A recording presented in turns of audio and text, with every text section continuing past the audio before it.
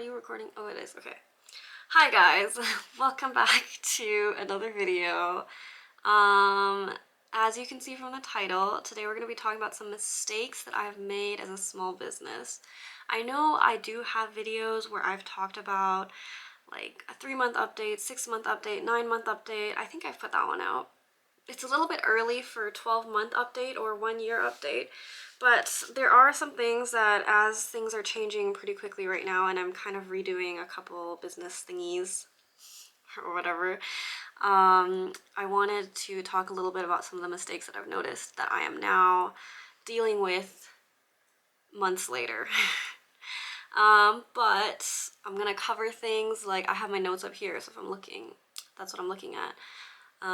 Problems like overspending. I like to call it, I'm buying yarn for the dopamine and not planning what I'm actually going to do with this yarn, and thus having too much yarn with no plan. Not having a proper business goal or brand, dealing with copycat vendors, which it's not as serious as it sounds. And then overestimating conversion rates of social media. You know what, there's a lot. We'll talk about it, but before I get into it, I do want to thank Skillshare for sponsoring this episode. Thank you, this video. Thank you, Skillshare, for this sponsor. Skillshare is an online learning community with thousands of online classes and members. It's a place where you can get inspired to learn new skills and use them in your own creative practices. So I wanted to show you, if you go on the Skillshare website and you're into something such as crochet, for example, they've got everything from like learning how to do clothing, amigurumi, but more excitingly is that they've got tons of videos on entrepreneurship and small businesses. And if you're interested in learning about taxes, which is something that I learned about recently, this is a video that I watched. Tax Secrets Every Freelancer and Entrepreneur Needs to Know by J.D. Etri. So if you have questions about things like what you can and can't write off, when you should register maybe as sole proprietorship or anything else, it's a good video to watch, and definitely take a look at Skillshare. So if Skillshare piques your interest, the first 500 people to use my code or click my link in the description will get a 1-month free subscription to Skillshare. Thank you again to Skillshare for sponsoring this video. Let us get back to talking about all of my mistakes. You know, like, if none of these mistakes were really like the end of the world, and I feel like that's important to keep in mind. I'm just kind of sharing, here are some of the things that I encountered, maybe keep these in mind. You know, everyone's experience is going to be different, so some of the things that I feel like were not obvious might not be the same to other people. So if you feel like you have any opinions to share, do so in the comments, but be respectful, please. Sometimes I make dumb decisions.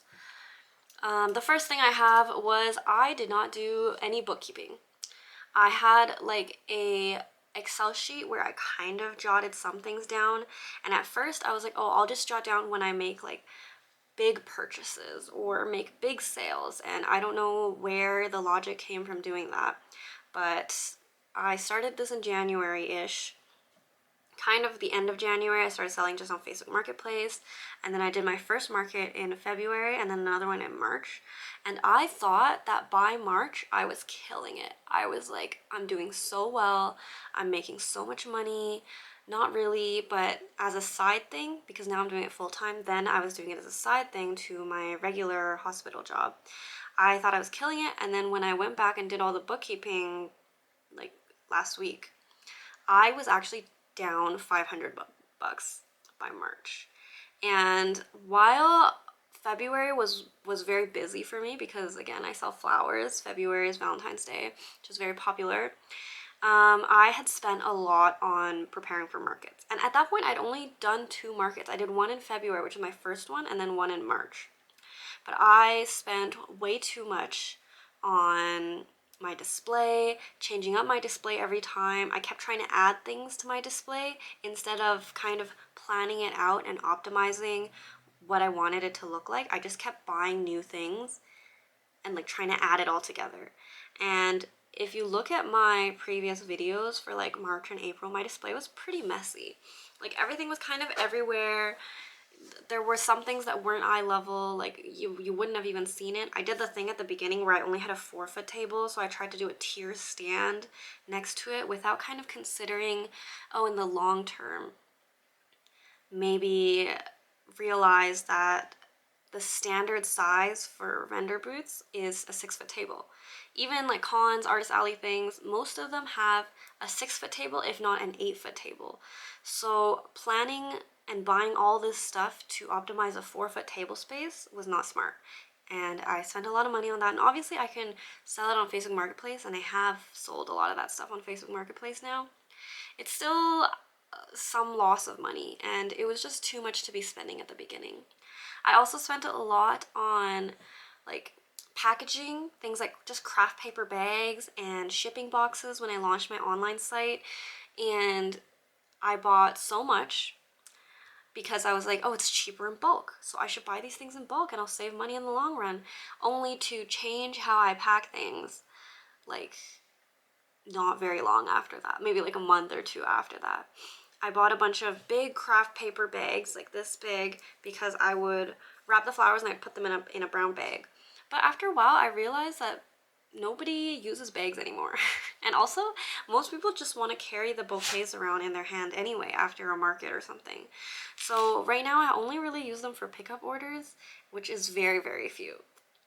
So I have a lot of brown paper bags. Not only that, I also bought these skinny long bags for, at the beginning I was, I didn't wrap every bouquet. I offered free, like gift wrapping if you paid an additional fee, which I just wrap everything now because I feel like it's part of the experience. So I bought these skinny long brown bags because I was like, oh, these will be good for holding the flowers, because in the big bags they kind of move around a lot. And then I stopped doing that because I always wrap them now.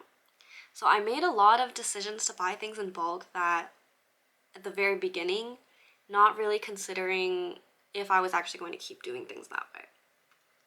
And I say that pretty easily, but at the time I was very confident in my decision. The other thing I overspent on is a yarn. I was super buying yarn for the dopamine. Like I whenever I was bored, a yarn shop, you know? Oh, I need an idea for flowers or something. Let me just look at what kind of yarn there is, and then maybe I'll look at the colors and I'll buy something. I started buying yarn just for the colors. And if you look, I have like an old video where I did like a Michaels haul of yarn. And honestly, most of that yarn I either resold or I gave it to my friend, because a lot of those colors weren't even that popular. Especially like I bought a lot of blues, I think, then. I didn't buy enough purple for lavender.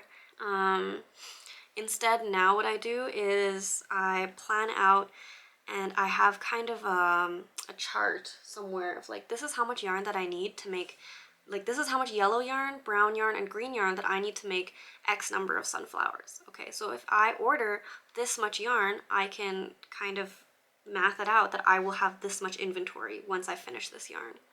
And that way I don't overspend, especially also because right now where I'm buying my yarn, I'm going through a couple different sources right now, but places like Hobby, you know, Michaels and Walmart are pretty fast for shipping. I think the longest Walmart has taken is like 2.5 to 3 weeks when they had something on back order.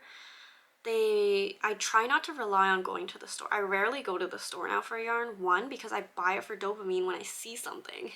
And two, because the Michaels near me just sucks and they never have what I need. Walmart is even worse. Like, I feel like the yarn section is half empty all the time.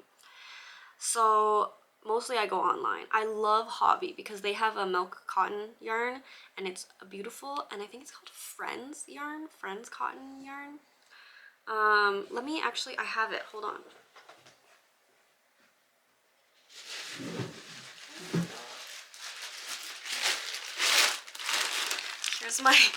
Here's one small bag, but I have like this, these are the small ones. Actually, I think this is a really old order. This is Friends Cotton 88, which, this is like kind of dusty. I think this might be from a previous order that anyway, I like Hobby They have a lot of different thicknesses for cotton. I've tried places like AliExpress and it's been a real hit or miss. Like one time I spent $100 on yarn and it was great and it was perfect. Went back to reorder it and it was sold out or unavailable or something. The next time I ordered it, I spent even more than that, and then it was like a way worse quality than the first time that I ordered. It wasn't from the same store, but I couldn't find it from the same store again, so it hasn't been very successful for me, and Hobby is at least, I know I'm gonna get the same thing every time that I order, so my colors are somewhat consistent. Even Bernat is not always consistent for me, so maybe I'm just unlucky. But onwards with the overspending thing. And bookkeeping, I guess, but I also tried getting stuff manufactured. I did go through kind of a crisis at one point where I was like, I need to make things that I do not need to make like by hand, like crochet, to help kind of pad what I'm doing so that I don't kill my wrists. So I started looking into getting like foam grips and pins and prints and things like that, and I did get a lot of prints done, and I had the opportunity to make stickers from a sponsor, but they do not do well for me. No, I haven't brought them to a convention yet, like an artist alley. I've only brought them to like makers fairs and art markets and things like that. They don't, excuse me, they don't do that well there. So also my table is so full. I need to find a way to make space for it. So I don't know, I might bring them to Tomo in December, Tomo Arts in Edmonton, but we'll see. I'll have to move my stuff around a little bit. But I tried buying tote bags, which if you see on my website, there is a Froggy tote bag of which I have literally sold one. And let me tell you, I spent a lot of money on that. I spent like about a week drawing a design, and then, let me show you. Why don't I just get stuff and show you? I don't know. Here it is. It's a little flat right now, but this is the Froggy tote bag. It has a bunch of tulips on it, and it has a little frog, and he's like, why am I here? I'm not a tulip. I thought it was so cute. It's got little green handles, and it's got a little pocket inside for all your, you know, your wallet or your coins or your crochet things, stitch markers, whatever you want to put in there. I made this. I can't remember how many I ordered because I try not to think about it now because it's just depressing and it's already done and like mistakes are made, whatever. But I spent 300 USD on it plus shipping, and it honestly came out to like almost 500. No, it didn't come out to that much. Maybe like 400 USD. And it was a lot. I ordered a lot of these bags. I think it came in like 3 boxes of like this size. And I was so hyped. I was like, I'm ready. This is gonna be great. Everyone's gonna buy a tote bag with their flowers, and then it'll be like a little padding of extra income that I don't have to worry about having to like produce so much stuff. And then I literally sold one. So now they are freebies when people spend over a certain amount on my website, because I don't know what I'm gonna do with these, man. I don't know. I went too ham trying to make. I also at the beginning made way too many different products because I was trying to cater to every single thing that someone could want that had to do with flowers and was made of crochet. I know, I'm gonna give you a second to take in how much I spent on those tote bags. I know. I thought I was killing it too. I was like, I can spend this much because it's an investment to make more. Anyway, it was also not an easy process to get something manufactured. So I very much respect people who do that. Anyway, I have a lot of tote bags. But what else? What other mistakes have I made? Not having a proper business goal or brand. Oh, this comes with the having too many products. At the beginning, I had the flower pins, I had the potted flowers, I had potted plants in like actual terracotta pots. I had all the flowers. What else? I was making coasters at one point. I don't know. I had way too many things, and it's not the same as having a whole bunch of different flowers, because that's like still one type of product. Do you know what I mean? Instead, I was making like so many things. I was really worried about padding, like for the future of my wrists, but instead I literally cut everything out, all of that extra stuff. I don't make any of that stuff anymore. And then I just put all my extra stuff in like consignment and things like that. And now all I do is try and make lots of flowers and make different types of flowers. And you know what? That's honestly easier for me than trying to keep up with making all of these different products. Not only am I like trying to keep track of all these different products, I have to, you know, monitor the stock of all of them. That's another type of yarn to buy for all of them. So it doesn't seem like that much, but it's a lot of work. And also your display at markets can get really messy if you have too many different types of products. In my experience, anyway. I know it's different if you have smaller products and I don't know, does it?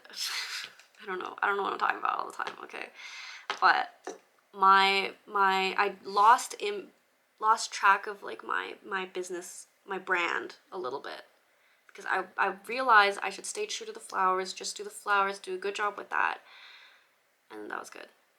And then I'm just gonna focus on making lots of different types of flowers instead of making all that random stuff, because to be honest, it wasn't that popular anyway. All the other stuff, the bouquets are still my most popular thing. And I feel like when people came by my table and they saw all this stuff and then also the flowers, it was like too overwhelming and like overstimulating, and then they don't necessarily look at every single thing anymore. Instead, they just glance over everything. They just see like colorful, crochet, flowers, oh, that's cute, and then they move on. I could just be making that up in my head, but that's how I felt like people reacted when they saw it. So now my like three types of products are like crochet flowers, pins or clips, or like the sprout hair clips, my little clips. And also, because these are just too fun. Also, I think it's so fun to bring these to cons and like slowly spread the weed club. And the little bauble flowers, either as pins or clips or whatever backing I can find. Right now they're like clips. And then so those accessories, flowers, and then like plushies. But I only have like 3-4 types of plushies. I'm only making the Lazy Daisies by False Bubbles, the Flower Ducks by JD Plushies, and then the little bunnies copyright by Not Michelle. And that's it. Sometimes I want to make other stuff, I just make it for me. I don't make it for the market because I don't want to have too many different things. And even now, sometimes I don't have room to put the plushies up anyway. So there's that. There's also the whole thing about selling patterns versus products. At the very beginning, I was selling lots of patterns. I don't know if I've talked about this before and I'm repeating myself, but I am no longer making patterns right now. And as much as I love sharing all the flower designs and everything like that, what my primary income is from selling my product. I don't make that much from selling the patterns. And the reason why I can't sell patterns for all my products is because, I talked about this in my last video, where people, what is it called? Like all crochet is the same. Everyone that sells crochet sells the same thing. If I sell all my patterns, someone's just gonna make all the flowers that I sell, and then now we are competing directly for wherever we sell at. And normally it's not that much of an issue, but I know I've seen more and more crochet flowers at markets. And you know what? Okay, let's be fair. Crochet flowers is not my original idea. I don't have any trademark or legal right to anything. I didn't create it. It's not original. I'm copying someone else when I make these, right? But then when I'm making my own like designs and ideas and things, I still attribute some of that to my own brain. Does that make sense? You know what I mean? Like, I know plagiarism is like a big thing in crochet because a lot of the time there's only so many, like, a lot of people are going to think of very similar things and there's only so many ways to make it. It's going to look kind of the same. So recently I've noticed there's been more crochet flower vendors at markets, especially local to me. And if you are watching, I take no offense. Like, you do you. It's an open market. There's no rules. You do whatever you want. Don't worry. Like, I don't, like, there's no ill feeling towards anybody. It is completely fair for everybody to sell their own stuff, right? Okay.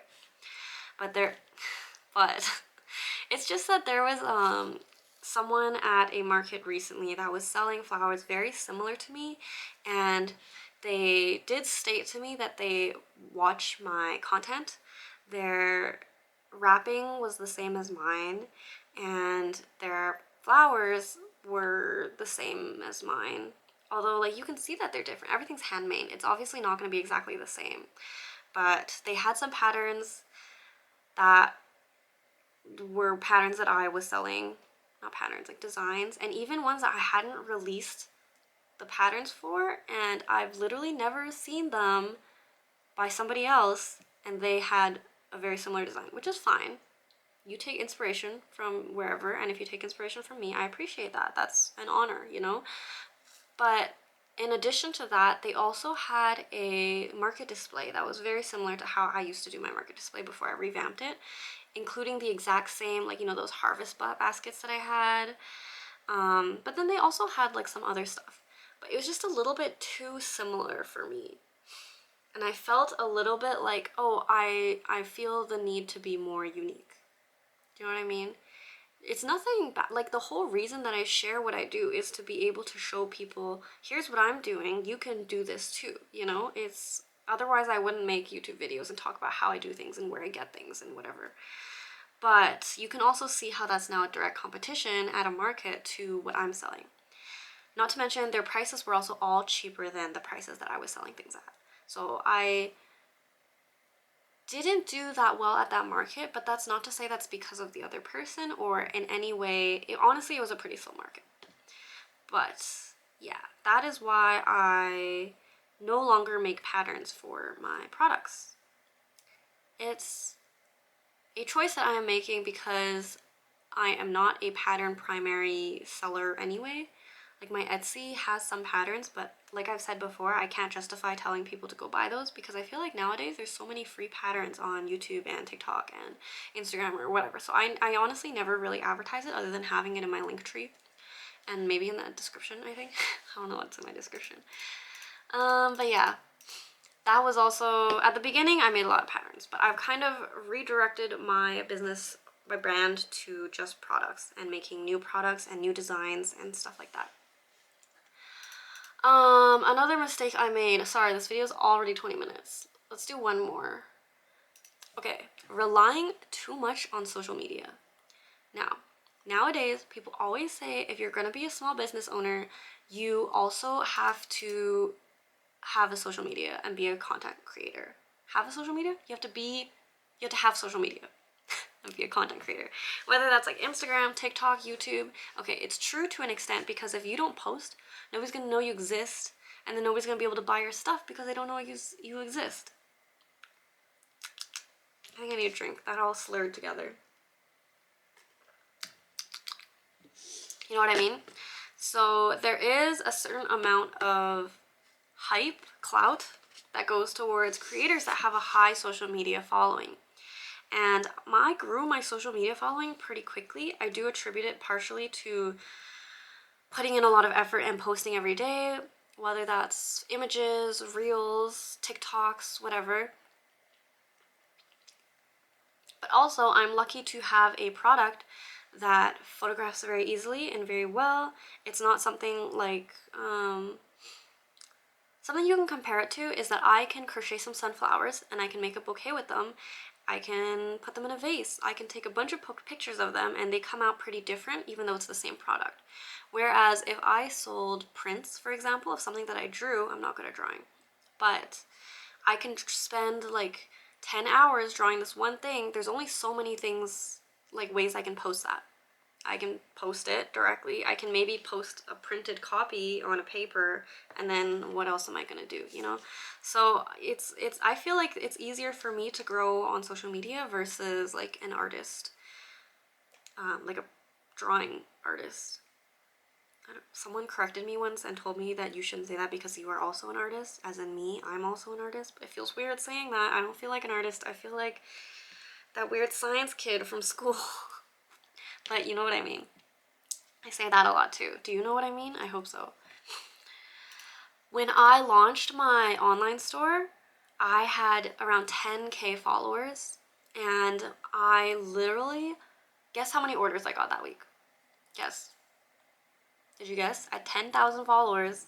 Made a huge post about it. I made stories leading up to it with reminders announcing that I was going to launch my store. I got 1 order that week. And I was so, like, disillusioned. Is that the right word? I don't know. But I really thought I was going to pop off because I had 10K followers. But the other thing with selling patterns versus products, this is only relevant for like crochet people. But like if you become a pattern creator and you sell primarily patterns, and you go out, you advertise your patterns, you call for pattern testers, you get a following, and then you launch an online store where you sell your finished products, your following is now people that want to buy patterns and can make those products on their own. So they don't really have, why would they buy your plushie if they can buy your pattern and make their own plushie? You know what I mean? I said it again. Okay, I think my brain's turning into mush a little bit, but I just wanted to cover some of the mistakes that I made as a small business and just do a little chit chat with you, go over some of these things. Recently, I've been getting a lot of questions on my Instagram and my TikTok asking me, oh, when will you have a pattern for this and that? And I do feel bad when I have to say that I probably won't have a pattern for this because then everyone can make it, and then why would they buy it from me? But at the same time, my brain is like, it is literally not possible for me to make enough flowers to have enough for everybody that wants to buy one. Like, I just do not have that kind of manpower. So maybe I should sell the patterns. But new idea. Ooh, my hair looks weird like that. New idea. I'm teaching a friend and my mom, who I've been teaching for a while, she's very slow, to make some of my original patterns, and then I'll be able to increase my inventory. We're gonna see how it is. Right now, I'm doing pretty well for inventory. I might do a room tour one day once I clean my room. Literally, you can see that my bed is not done, but to show you guys how many flowers I actually have in my room. But yeah, I think that's all for today. If you have any questions, comments, anything, leave it in the description below. I didn't even talk about how I saw an accountant and talked about taxes, but maybe next time. Remember, again, if you want to watch some videos and learn about having a small business and entrepreneurship and taxes, check out Skillshare, use my code, or click on the link in the description. Honestly, don't be like me and think that you have it all together, because sometimes there's a lot that you don't know what you don't know, you know? It's a learning experience, but learn from my mistakes. Okay, I'll see you guys in the next one. Bye-bye. Bye.